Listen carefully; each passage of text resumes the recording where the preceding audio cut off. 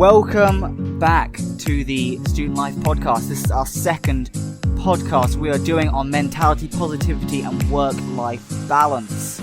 We do have a guest star today. Sam, would you like to introduce our guest star? Yeah, we've got a particularly exciting guest today. Not to build him up too much, no pressure, Joe. This guy is somebody who I have been a long-time fan of. He's a fantastic video editor and a YouTuber with 10.9 thousand subscribers, which is quite a heavy number. And also a member of the Yogscast, which is the UK's biggest YouTube production company, called by the BBC the UK's Kings of YouTube. Joe, welcome to the podcast. Thank you for coming. Thanks for having me. That's all right. Anytime. It Really bigged me up. It's not as impressive as you're making it sound. Oh no, you're too modest. No, he's honestly the best thing I've ever seen. Like, this guy is as close to Jesus as you can get. Yeah, I am the second coming. So yeah, you got I resisted the temptation to make an inappropriate joke. So, Joe, we have both been watching a fair amount of your content lately. And I binged. I binged like an hour of it, just straight, just video after video. Serious binge. I think that's one of my goals is binge-worthy content. I think I've even got a playlist called binge-worthy content. Well, that's what you've done. You see, we've proven your method for you. It's the short form, keeps people clicking. So the topic of this week's podcast is mentality, positivity, and work-life balance. Which sounds riveting, but I'm sure we can make it fairly interesting. And I think the reason that you as a creator spoke to me quite a lot on this subject is because you make a lot of content that talks about, I can quote, talks about getting done, and another one is accepting failures, which I think is a lot of the stuff you put out. I think is really inspiring to me, certainly. Definitely. Not using. It's got a strong message behind it. Totally. I was wondering if you could talk a little bit about where you have sort of got this mentality of getting shit done and accepting failures from, because you have quite a strong stance on the positivity of failures, which I quite like, being an absolute and abject failure. I mean, maybe it's just because I've always wanted to reframe every time I f***ed up. Am I okay to swear on this? Sorry. Yeah. Cool. That's fine. Who cares? I'll bleep it out. Adds a comedic value, doesn't it? So you're quite the hard worker, Joe. You've mentioned in one of your videos that you made over 100 thumbnails for the Today I Played channel. Yeah, I mean that was just my first day in the office. It's like it wasn't hard work. It was just tedious work, and it needed to be done. Lots of it. Yeah. And so if you're the guy making the suggestion for the change, you kind of got to stick to it. Well, that's it. I couldn't have gone, you guys should be doing this. Bye. I won't. I'm not actually happy to do the work. You should do it, but do it yourself. Exactly. It wasn't exactly. It wasn't hard. I mean, I was just watching videos on YouTube while doing this mundane screenshot. Yeah, I know where you're coming from. Often, actually, funnily enough, I'll put your videos on while I'm working because I like the. When I go, oh fuck, that was awful. I can look at your video and you go, accept your failures. I'm like, yeah, damn right. Yeah, I was watching a video earlier of it was the second most recent one, the branding overnight. Yeah. Yeah, that one was quite interesting. So they gave you one night to create an entire... Well, it was sort of like an on-off project for a bit where I'd done bits of work on it where in the early months working, I had done some logos for it. And I hadn't really heard anything back. I sort of assumed they had moved on with the project because I didn't, and I'm not hired by Fourth Floor. So this was like Fourth Floor work. So there's a bit of overlap between Yogscast and Fourth Floor, but not massive. Fourth Floor are pretty cool, actually. Yeah, they do a lot of interesting stuff. You've kind of got into a really, really cool little ecosphere going on with Yeah, I mean, that was my aim, was to get into this ecosphere. It wasn't necessarily... Yeah, you've done it. You've done it wasn't necessarily to get a job at Yogscast. It was to get a job within the online media side of the world, which is like, it's a weird one to get into. I don't know how you're meant to get into it, really. I don't know if there's a proper way. No, well, because I am the same way inclined. I do a lot of digital marketing and digital creation and that sort of stuff.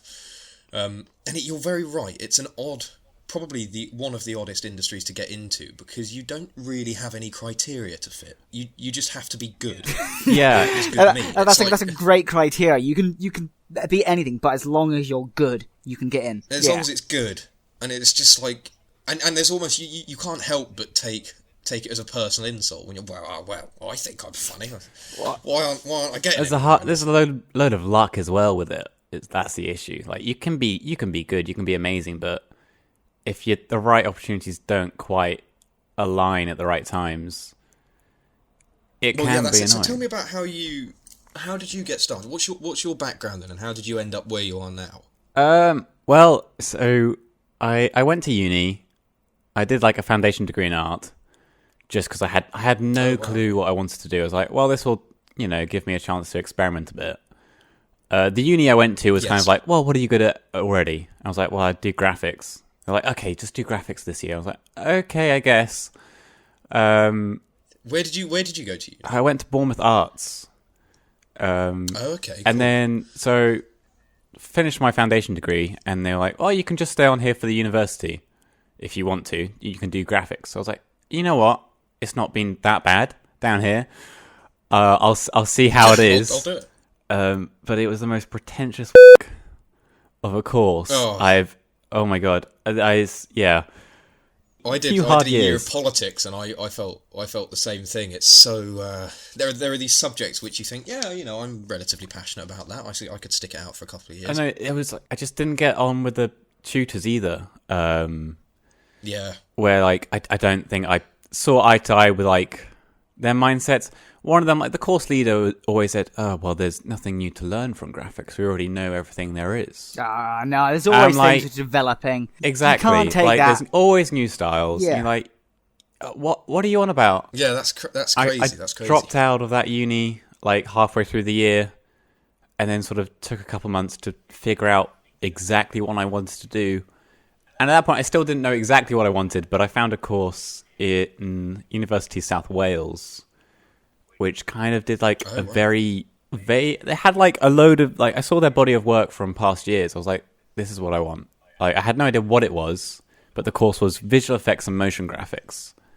And it was basically some sort of weird hybrid between design, video work, which I'd, done on the side for years, and, visual effects, which is this upcoming mainstream thing.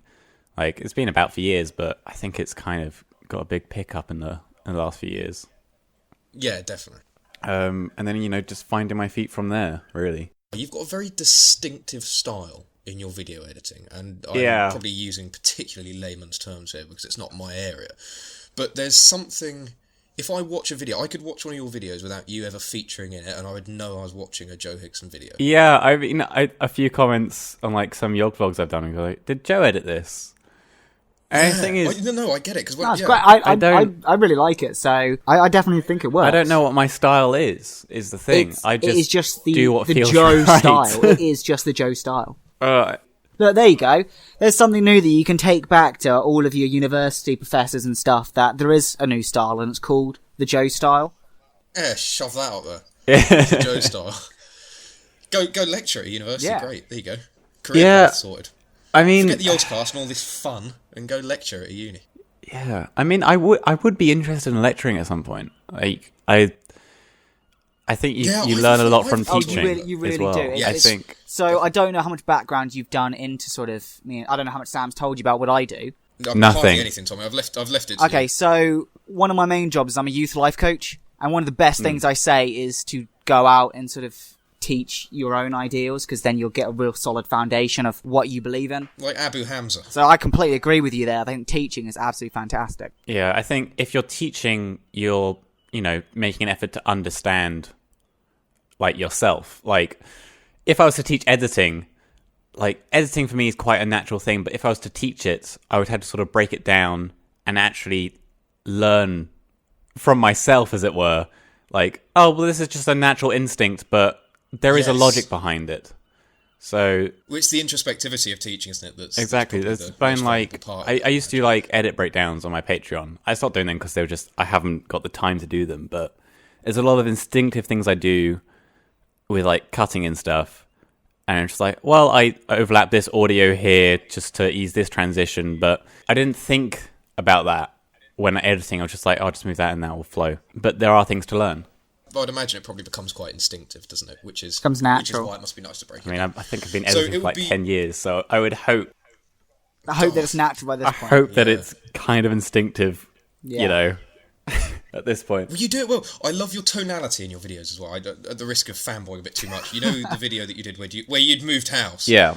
The way you just seamlessly and for almost no reason just transitioned into a few shots of horror and like the psychological horror where you're like, yeah, this place is quite creepy, and there's like a 30-second montage of creepiness, and then it's just back into Yeah, the I video. mean, my videos kind of go wherever they want. They're very short and they're just random bits and ideas. I never I think try and in take anything modern too day seriously. though, that's what people want. They don't want sort of really long content which is very, very slow to get into. They want short and snappy things which are going to fit into their life, which they can watch going to or from work or just whilst they're sitting at home. But we're just people talking, so they can still listen to it whilst they're, I don't know, I traveling. think or with something. like a lot of online media, it's more about the idea than the sort of actual finished product.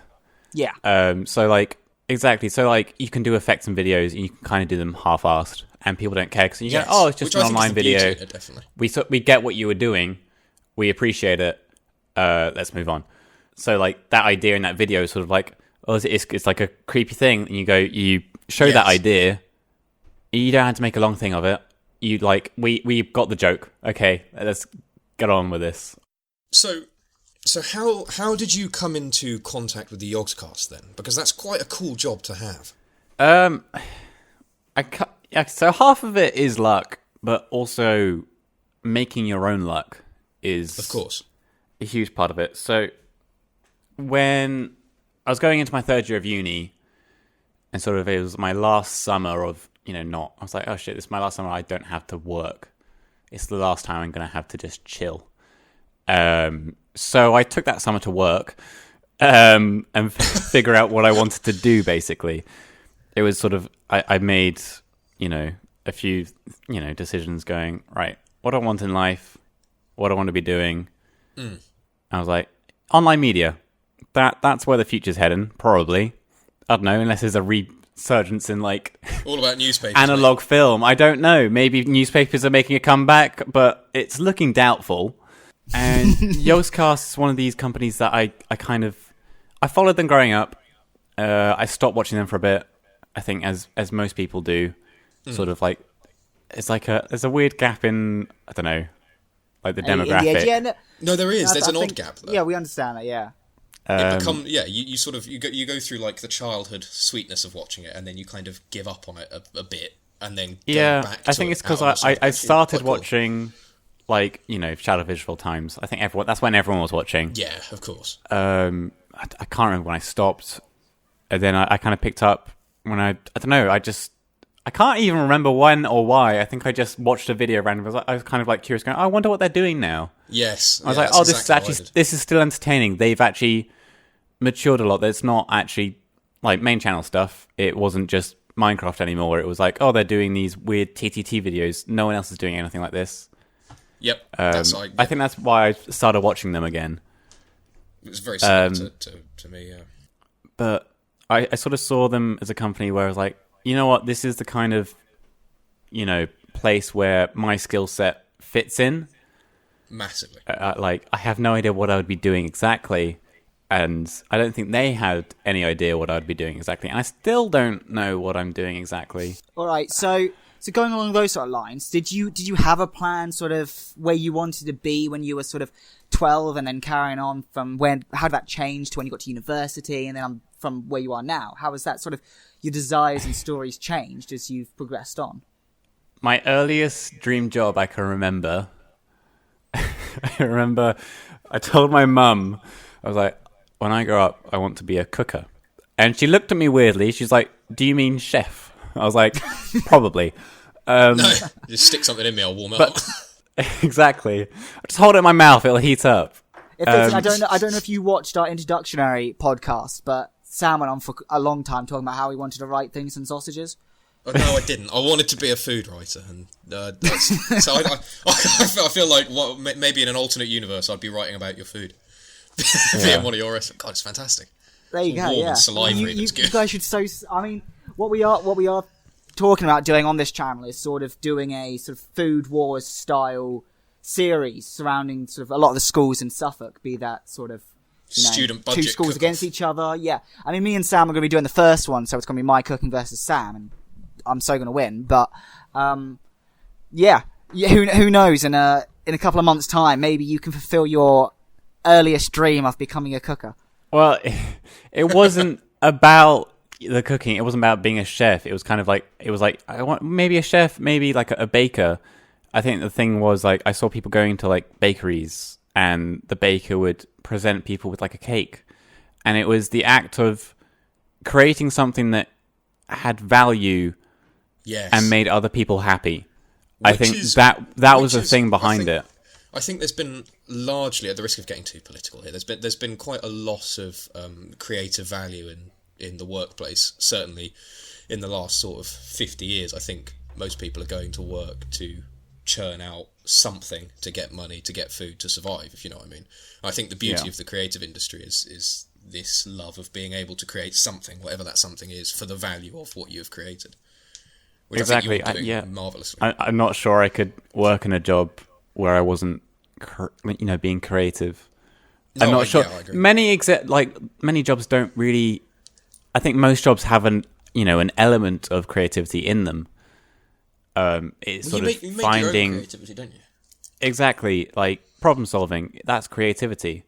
There's that, and there's problem solving in every job. So accountants, they'll have to problem solve because they're figuring out where money goes. And yes, it's very true.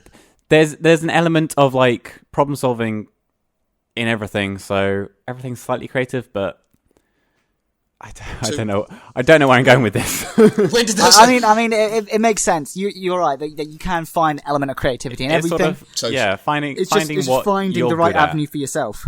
So finding what when you're did this passionate about change? creative. When did you decide that you maybe You didn't did not want to to be a baker? kitchen appliance. It's just years of trying different stuff, finding what I was good at and what I enjoyed. I hate baking. I hate getting my hands dirty, to be honest. It's just a bit gross. I hate kneading dough. It's just, that's not a feeling I need in my life. And like in school, I hated art.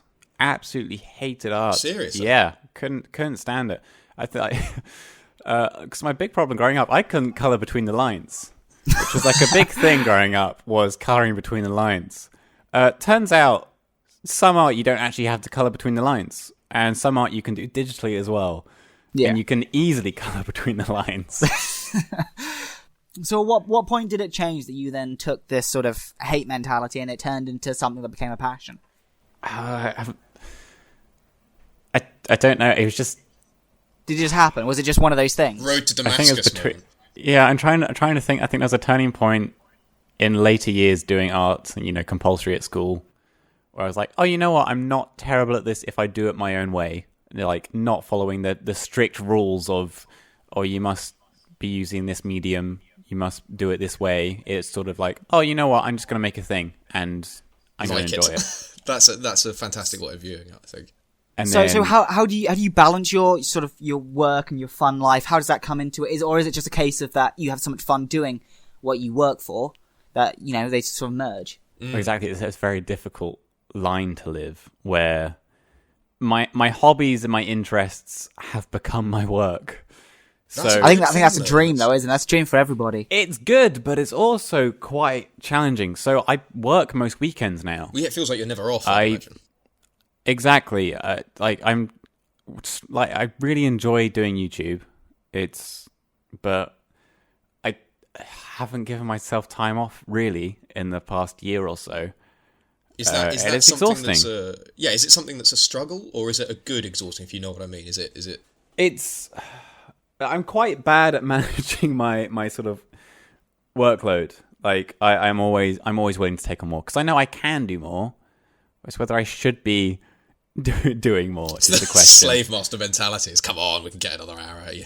I think it's definitely time to it's good to make time for things that you enjoy that aren't related to work or anything. I think there's a different mindset you can get into. Yes. Do you have sure. have some hobbies that are purely separate to your work, or are you very, very sort of similar to your work? I don't know. Just because creativity is, what I do. Like I don't have like a very specific job. So everything hobby-wise kind of feeds back into my work, because you learn from everything in life, whether you're eating a food and you go, oh, this is flavoursome, or the way it's presented gives you an idea. Definitely. A very, very sort of broad big jump there, but like, I enjoy watching films and TV. Like, I do that to relax, but sometimes I go, oh, that's interesting how they've done that while I'm watching something. Yes. Does it affect it's the sort of thing you look for. Does it affect you as an editor? Does it affect you when you watch things? Do you find there's an element of enjoyment that you are sort of losing definitely. God, and I wouldn't have done it like sometimes that. I get annoyed as well. I remember I saw, was it Rogue One, one of the recent Star Wars films, which was like the like a midquel or a prequel. I can't remember. It's in the middle. Rogue One was in between what? Yeah, the 3 midquel. and 4. It was a great film, but there were moments in that where I got pissed off at the editing. See, I love that Just though. I guess that comes with having a background in it, though, doesn't it? There's a beauty in that though. I'm primarily involved in writing. That's my sort of creative output, is writing. And when I was studying literature in my A-levels, I was studying, I don't know if you're familiar with that, I was studying Margaret Atwood's Handmaid's Tale. No. They did a TV adaptation of it, didn't they? Yes, they did. It's an odd one. It's a very famous sort of dystopian book about a society where women are basically used for their sexual abilities, and that's about it. So it's quite dark. But I was reading it, and we got to the end of chapter 24, and I noticed in my book that there wasn't a full stop on the last chapter.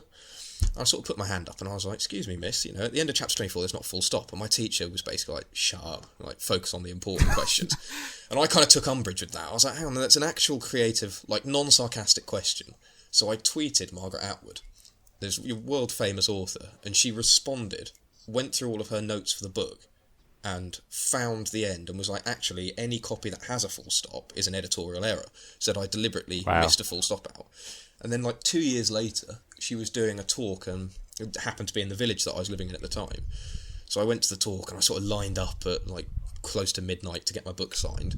I said to her, about 2.5 years ago, there's no chance you'll remember this, but I was studying your book at A-level, and at the end of chapter 24, and she went, you were the one who tweeted me about the heart and the lack of the full stop.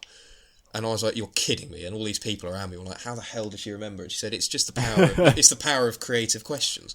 You pick up on something that has a real sort of creative meaning to you, and you can impart it on other people, can't you? I imagine that's probably quite similar to what you do when you watch films. Go, God, was that meant to be there? Did they do that deliberately, or was that a mistake? I think a lot of things, if you're presenting something, most things are deliberate.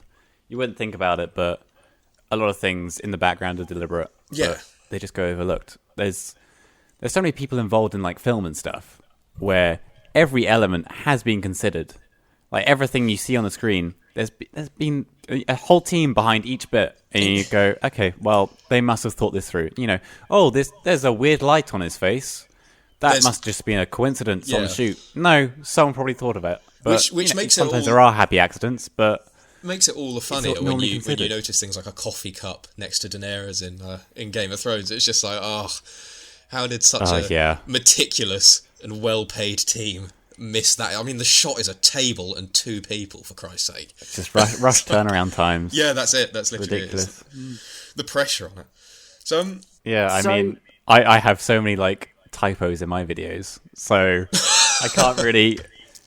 It's just, notice it when it's done. It's shameful. If you just go through any of my videos, there's so many typos on, like, cause I use text a lot, and there's typos in everything. I'm majorly dyslexic. The way, so do you know what? The way you use text in to spot them is fantastic. I love the way that you integrate the text with the scene. It's something I've not actually seen done quite a lot.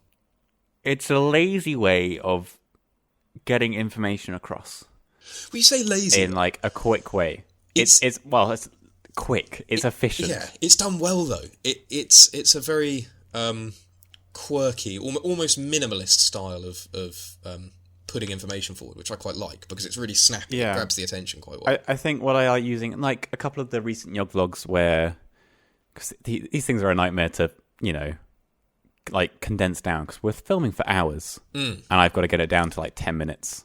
Yeah, so I don't envy that. It's a lot to get in, and you've got to Oh, Sam, that's what you're going to have construct it in a way. The next few weeks and months. Yeah, sharp. I'll outsource it to Joe. No, I'm pretty fully booked. Oh no, you can make room for another really long podcast. No, Sam, it's all down to you. It's just all down to me. You have so much fun going through all of our videos and stuff. I just love headaches. That's my favourite thing, is hearing your voice constantly, again and again and again and again and again, saying the same 3 words until I get the right compression. You love my voice. I don't know what you're talking about. Yeah, it's questionable. All right, so getting sort of back onto the sort of mentality, positivity, and work-life balance thing. If it's not too much to ask, what sort of your largest turning point that you had, and what sort of things did you do that sort of helped you out with it and helped you develop yourself into who you are now? Biggest turning point was leaving that first uni for me, because at that point I sort of just been plodding along and not really making an active decision of where to go, because it was I'll take a year to just floating upon the tide of life to do. I'll just think about stuff while I do this foundation degree, because I'm not paying for the education, it's still free. I've just got to pay for living expenses. And then I was sort of like, well, I may as well just stay here. And then sort of that moment was sort of like breaking halfway through, going, you know what, this isn't for me. I need to find out what is for me.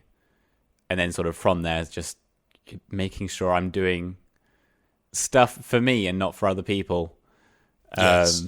Manipulating people for your advantage. Which, is what I'm going to take away from this podcast. I think that's what our listeners should take away from the podcast. Yeah, manipulate people to get what you want. We'll link a copy of Machiavelli's The Prince and learn how to manipulate people. Joe Hickson, 2019. Yeah. So you would say really, really sort of taking control back of your life was sort of that turning point that really helped you out, was more taking control of your life as opposed to just letting things happen. Yeah, and sort of taking time to understand what you want. You can't score if you don't know what the goal is, whatever that bullshit. That's a great generic quote is. That's a good quote. I love my quotes. It's like as kind of arguably the most Pinterest quote I've heard all day. Yeah, I like it. It does serve a purpose. So I'm at this point now in my life where I'm taking another step back to think, well, what do I want to be achieving in the next 2-3 years? So on a creative point of view, you are obviously now working full time for a company that is known for its various degrees of creativity.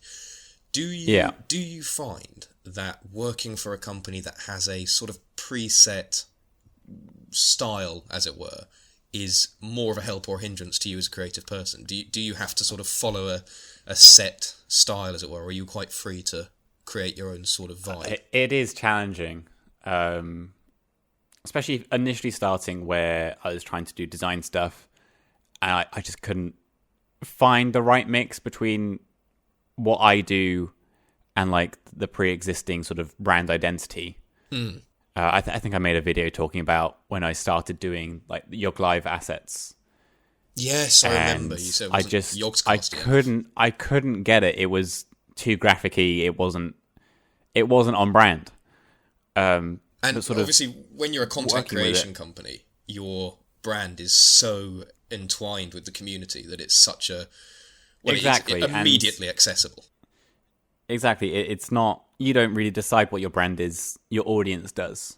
Yes. So it's sort of people pick up on what feels like Yogscast is the thing. It's like, does it feel like Yogscast? Just such a floaty term, isn't it? Does it exactly. feel like... I don't know. And so it's a weird one to work with. And even when it comes to editing, I have a style. I don't know what it is, but initially it wasn't quite Yogsy. I remember there was the Gamescom video for this year for Yogscast. Initially, I was editing that, and I had cut together some stuff from the convention, along with the branded stuff that needed to go in, and then Alex picked up the edit from me to finish it off, because at Lewis, I can't remember why he was. I can't remember. I think Lewis had spoken to him about it previously. He was like, "Oh, Alex, you're good for this style. I need you to finish this video."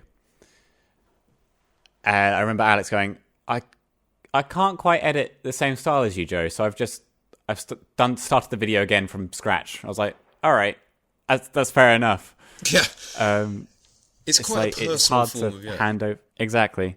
But for me, it was great because there was a lot of stuff he cut that I would have put in, and it meant I got to make my own Gamescom video off it as well. So like all there's loads of like cutaway bits in my own Gamescom video, which would have been in the main channel.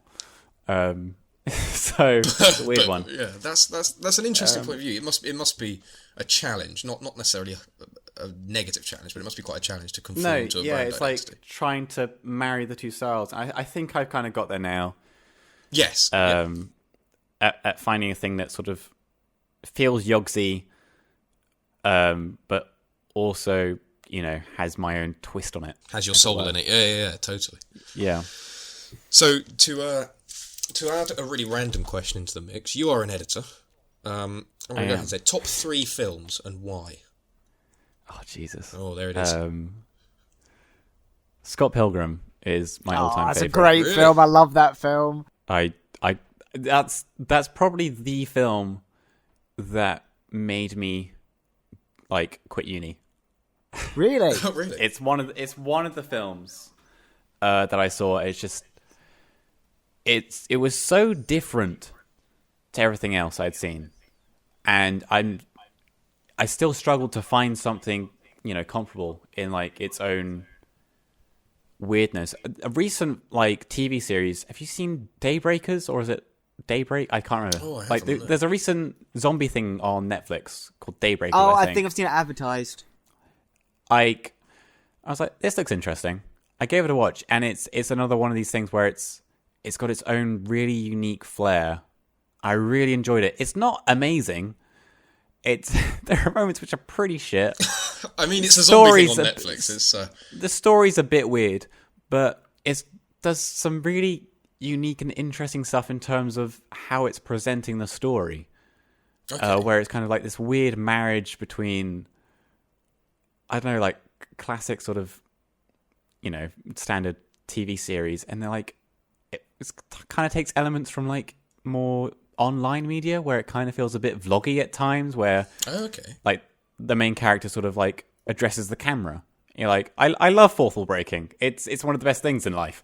It's true. But seeing it in such a weird way, and sort of transitioning between they have transitions between the apocalypse world and pre-apocalypse world, and it's just the way jarring. It sort of formed was really well done, and it's shit but really good. I don't know. It's one I recommend. Yeah, I don't know how to describe it, because I know it wasn't good by classical standards, but really interesting idea wise. So that's number 2. I think that's. Sure, we'll go with the TV series that I saw recently. Yeah, there you go. Yeah. So you got 2. Now, what's your third one? Oh man, I don't know. Can I not pick a film and just say music videos instead? Yeah, really? I mean, if the question is top 3 films and why, and if you're going for a music film or video, yeah, sure. Just, I spend so long watching music videos. That's one of my chill out activities in the evening. There you go. You got something there. Would you consider yourself an expert in music videos? Is the real question. I have no idea what music is, really. I really enjoy listening to music, but I have no idea how to even make a sound. I barely talk. But I have no idea, how to play an instrument. So I think it's really quite interesting, listening to something or appreciating an art form, which I have no idea how to even start. Yeah, I can maybe clap my hands a bit, make a rhythm, but otherwise I'm clueless. That's job done, isn't it? You see, me and Sam have very differing sense of music taste. Sam plays piano and he's got quite a jazzy sort of music taste, whereas I used to be a dancer, so I go back to sort of pop and things which have got a strong beat which I can dance to. So we often have debates and arguments about what's considered good music. Well, they're not arguments if I'm right, are they? They're just I just humour you for a bit. I don't know. I mean, I would agree with sort of the whole charts more agree with me, so I've got more of a backing. So to be fair, the whole anyway, so charts what agree is that The Only your Way is Essex favourite is music good video too. then for your number 3? Oh God, I don't have a favourite. I One can music video name the one that also helped me quit uni. Go on. Go for it. So basically, what we're telling people is Joe's saying to go quit uni. Yes, that's it. That's Well, nice. I'm saying yeah, no. If you feel it's not right for you, quit uni. Yeah, Sure. so to sort of take that control back in your life. So what is your one song that helped you take control back of your life and quit uni? It's not even particularly amazing. Shark Attack by Group Love. The music video for that. I don't know what it is. It's just such a fun little video.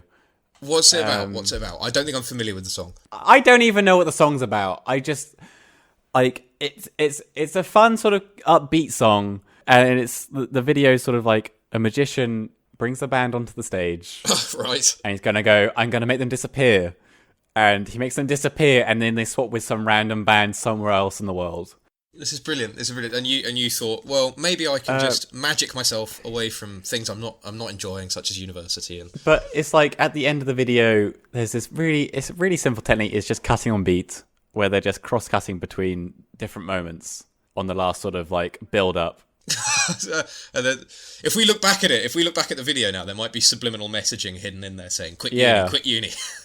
Quit uni. Maybe that's what it was. No, I mean, I think you're right. It does come down to sort of taking control back of your life, and you said that was your turning point. And I think that for a lot of people, that sort of feeling of having control again after not having it is something that's very powerful and very strong.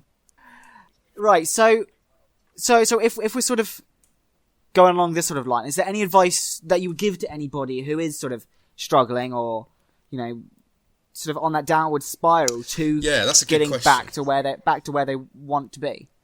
It's important to, take time away from stuff, I think. That's kind of what I've learned over the past year. I took a holiday recently where I took a week out from literally everything just to kind of think. I think it's really important to, occasionally take a step back from what you're doing just to make sure you're actually on the right path of what you want to be doing and you're not just plodding along going, oh, well, this is the easiest route. That's something a lot of people don't do, is step away and take a breather. Yeah, it's sometimes easy just to plod along, but I much prefer, charging forward to the right place rather than wandering in a circle, as it were. I don't know. Yeah. But yeah, having a clear I sort of completely mindset of what you want is such a all about powerful thing. Making mistakes for me. I think is the big one is to try and lose this inherent fear of making mistakes, of going, oh, what if I get it wrong? Oh, for sure. What if you get it wrong? It's like, yeah, I mean, like, you gain so much more of an appreciation on life if you've experienced the lesser, so you can appreciate the more. yes, definitely. yeah. Yeah, hard work makes for an easy life. Easy work makes for a hard life. Yeah, all right, Socrates, shut up. I know, right? I told you I'm full of quotes. It's true. Absolutely- You're just like a bad Absolutely Pinterest full of board. quotes. I am just a bad Pinterest board, just full of really, really bad quotes. Just one of those cat posters, having the... That's it. Yeah, that is it. That is it. Just hang in there, Yeah. But I'm full of terrible quotes. But yeah, I think failing is a really big thing. Like, when I started at South Wales at uni, I kind of made sure to take 2 years. Like, the first 2 years of a 3-year course, I'm like, I'm just going to see what sticks. I'm going to try everything. I'm going to throw myself into everything. I'm going to figure out what I want to do. I'm not going to shy away from stuff because I'm like, oh, I haven't done that before. Well, that's what you've got to do. I isn't may it? not like it. I think it's really important just to, actually give stuff a go, because you might find something that you like. So Definitely. Yeah, trying new things. You'll never know unless you try. There you go, another really bad quote. Jeez, I am full of that. You guys This have is made me brilliant. really, really self-conscious over how many quotes I spit out. You just are a sounding board for quotes. You're like, I heard this one on some cool forum the other day. Hang on. You've got to go through the dark to see the light. Well, I mean, I've got one similar to that. Oh, which good, is, I can barely wait. If you look at your shadow, you'll never see the light. If you look at the light, you'll never see your shadow. What does that even mean, though? What practical application? It's does that talking have about to if you anything? only you've look got at to the start dark halfway things, between the two, obviously. Don't Yeah. look at the sun. It Yeah. hurts. Yeah, there we Exactly. go. Yeah, so- Great advice, kids. so- Don't stare at the sun. That's it. That's the title of the podcast. Don't stare at the Yeah, sun. yeah, don't other great stare life at the advice. bright Other ball great in life the sky. advice, specifically by Joe No, Hickson. Son of God. No, the idea behind it is if you're only looking at the bad things, you'll never see the good things. And if you only look at the good things, you can only look at them for so long. Right. So sort of mix them up into like a grey porridge of semi-happiness and you'll be alright. You have to experience the good, you have to experience the bad. Brilliant. Well, I'll try doing that. Good luck. So before we let you go, because I'm conscious we're taking up some of your time on a Sunday, which is That's not all cool. Jingle Jam. Jingle Jam. Jingle Jam is coming. How is that affecting you? Is that an extra workload? Is that a lot of stuff you've got to get on with? I'm dead. I'm dead. I can imagine. For those who aren't aware, I should probably preface it. For those who aren't aware, the Jingle Jam is fantastic. It is a month-long charity campaign in December that the Yogscast run, essentially raising as much money as they can for... How many charities is it this year, Joe? Do we know? Is it not finalised? When's this podcast coming out? If you're contractually obliged to not mention it, I don't know what's been announced. Is the thing. I think I'll say around 10. Around 10, just as a safe number. So I don't know what's been. Give or take 10. 10ish. So 10ish, which is 10ish. a ball game Sean Connery plays. Is like that's the main charity they're supporting. So Yogscast put forward like 10 or so main charities. So when you buy the bundle, you can choose where your money goes. You can pick, one of those charities. You can pick all 10, or you can pick a complete different charity of your own choosing. And it's been basically so pick Student Life, everyone. So it's I was just about to say you should so suggest them put Student Life on there. It's I think pick a cause that you're sort of passionate about is the thing. It's a really noble thing. I think Yogscast kind of exists now as basically a company just to raise money for charity. Basically, that's really awesome. It's a really good thing to do. It's a level of integrity you don't see in a lot of big companies and a lot of front-facing companies. Yeah. It's very nice to see. And how has that affected your workload? Is it as bad as I imagine it is? Not bad, but heavy. This year, we've really kind of got a bit more into interaction with the charities. So we're actually pre-producing a lot more content, and I've kind of been leading a lot of that. Ooh, mystery. And it was kind of given to me last minute. I didn't really know what's happening. So previous years, it's been just the live streams, basically. Yes. But this year, they're not massive videos, but they are a little bit extra effort from our point, where it's sort of I've been out filming a lot of stuff, pre-recording a lot of stuff with a lot of people. I think sort of like little entertaining videos to showcase the charities and what they do. One of the first pieces of content, as it were, that I was familiar with you with was, God, was it last year or the year before, the Jingle Jam, where you were out on the green with all the fans? Last year. That was last year, yeah. Yeah, and they still hired me. And they still hired you. It's amazing, really, isn't it? Yeah. I've used that as motivation. I thought if he can get a job. Yeah, I got drunk outside my future office, and they still hired me. It was fantastic. Maybe that's the secret. Maybe that's the secret. Stare at the sun and get drunk. Get drunk outside of the place you want to work. So kind of get some balls, I think is Morrison's really. loves me. Get some balls. Get some balls. Well, that's something I can carry with me, to be honest with you. Well, not balls, but... Well. So, wow. This took a nosedive, didn't it? So, to finish, which is going to become customary, you are going to have to play our stupid game that we have. Oh no! Which is just, it's simple. It's 10 this or that questions, right? 10 questions. Okay, I need you to quick justify. Fire. Don't think about them too long, or you'll fall into the trap I do and just get way too complex. Have an existential crisis and start rocking backwards. Yeah, I had you asked these questions before we started, and I was just like, oh, there's too many variables, so just really, really quick answers. So Joe, this is how I judge a man: tea or coffee? Coffee. Good man. Burger or hot dog? Oh, burger. Yeah, I like it. Film or book? Film. CD or vinyl? CD. Pop or indie? Indie. Fantasy or science fiction? Sci-fi. Fuck it. Sci-fi. Oh. Digital or analog? Digital. City or village? City, I think. Maybe. I think. Yeah, sure. That was one of the questions which I really, really struggled on. I was like, I'm very torn on that one. I like going into the city, but I don't know whether I like going in there just purely because it's a new environment. It's always a thing. Like, I've really loved living in cities the past few years. Like living in Cardiff City, really nice, but Cardiff isn't massive. Is the thing. So I'm sort of that's true. I don't think Suffolk doesn't have a city. Yeah, Suffolk is one of the only counties in Britain that doesn't have a city. I think we touched upon this in the first podcast. we did on the first one, where we have a rather large town, but called Ipswich, but which is notoriously known for just being a shithole. Okay, we've got... It's not that bad. I mean, that's where we're based as a charity, is in Ipswich. Well, yeah, that's we're probably making the only some good changes thing. as The as we only go thing it's along. missing is a mushroom cloud. So PC or console? PC. What? Why is that a question? Jesus. I think all three of us answered PC. Sam, did you answer PC to that one? Yeah. Yeah, I think all three of us And answered PC to that. the final question, Joe. Final question. Yes or no? Yes. Well, there you No! go. There you go. Yeah, Tommy went for no. That's happy days. See, that's how I judge a man. I'm not going to tell you. Reflects my workload again. Where I'm like, I say yes to too many things sometimes, and I say, well, you said yes to this podcast. I was like, hey, Joe, did. you're cool, and you share this mentality. You're like, yeah, sod it. was like, oh yes, I wasn't going to work Sunday, but sure, I can. Sure. Yes, well, I I'm can sorry make some about time. That's perfectly good. Well, Joe, thank you very much for giving us your time. Thank you for I having me. appreciate it's a Sunday and you're a particularly busy guy. If there's anything... Thank you for listening to myself and your world's biggest fan. Yeah, that's it. So, that's it.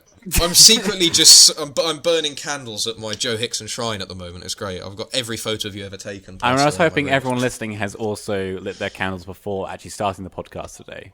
Well, it's only polite, isn't it, really? Yeah, it's just, decent, manners nowadays. So, Joe, as somebody with only 10.9k subscribers as opposed to our 8, if there is Wait, anything... no, we have more than 8. We have like 16. Oh, of course, yeah, sorry, I was selling us short. If there's anything you would like to plug, Joe, to this wide and captivated audience, please go ahead. Let us know where to find you.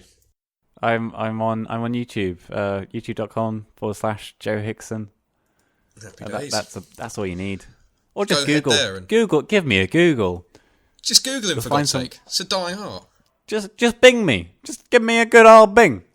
On Yahoo. What's wrong with Yahoo? Hang on. Yeah. Or really push the boat out. Download DuckDuckGo and Just search him in safety. Just ask Jeeves, okay? Just ask Jeeves. Oh, where's that gone? Where has that gone? Well, thank you very much, Joe. It has been wonderful talking to you. Yeah, all right. So let's close out this podcast. Yes. So if you want to get involved, please go to www.student-life.co. You can sign up there. You can get involved. If you would like to contact any of us, the contact contact details are on the website. We will also put links in the bio. Please like, subscribe, and ding that notification bell. Thank you so much for listening. Yeah. See you next time. Joe, go enjoy your Sunday, for God's sake. I will.